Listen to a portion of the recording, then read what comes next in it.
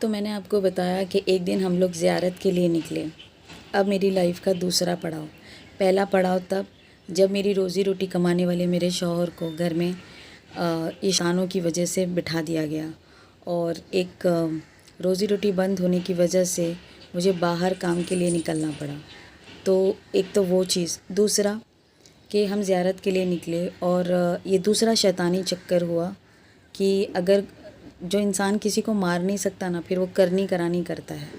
तो वैसे ही हम पे बहुत ज़्यादा कि ये लोग इतने खुश क्यों हैं, अलग घर से निकाल देने के बाद भी इनके पास घर है, गाड़ी है, हस्बैंड अच्छा कमा रहा था, हमने हस्बैंड को बिठा दिया तो वाइफ़ ने घर का ज़िम्मेदारी ले लिया और बच्चे अच्छे कॉन्वेंट में पढ़ रहे हैं। ऐसे क्यों? ये जलन हसद जो होती है ना, वो इंसान को इस लेवल पर लाती है कि वो किसी को भी बर्बाद कर सकते हैं।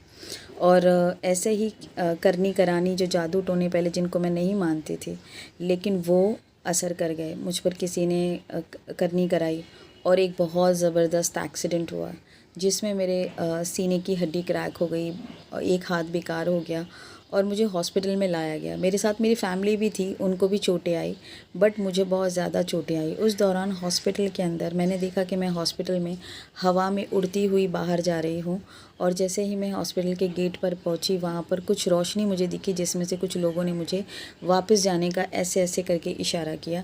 मैं हवा में उड़ती हुई वापस आई और एक कमरे में मुड़कर मैं एक कमरे में गई और वहाँ मैंने देखा कि सफ़ेद कपड़े में लोग झुके हुए हैं और जब मैंने आँख खोली तो मैंने देखा सफ़ेद कपड़े में वो डॉक्टर थे और मुझे जो है वो मेरी हार्ट बीट रुक रही थी, तो वो मुझे उसको पंप कर रहे थे और फिर उसके बाद मेरी ऐसे करके जो आवाज़ बाहर आई और मैंने देखा कि मेरे हस्बैंड और मेरे भाई रो रहे हैं और उन्होंने कहा कि अभी आउट ऑफ डेंजर है। तो मेरी लाइफ का पहला वो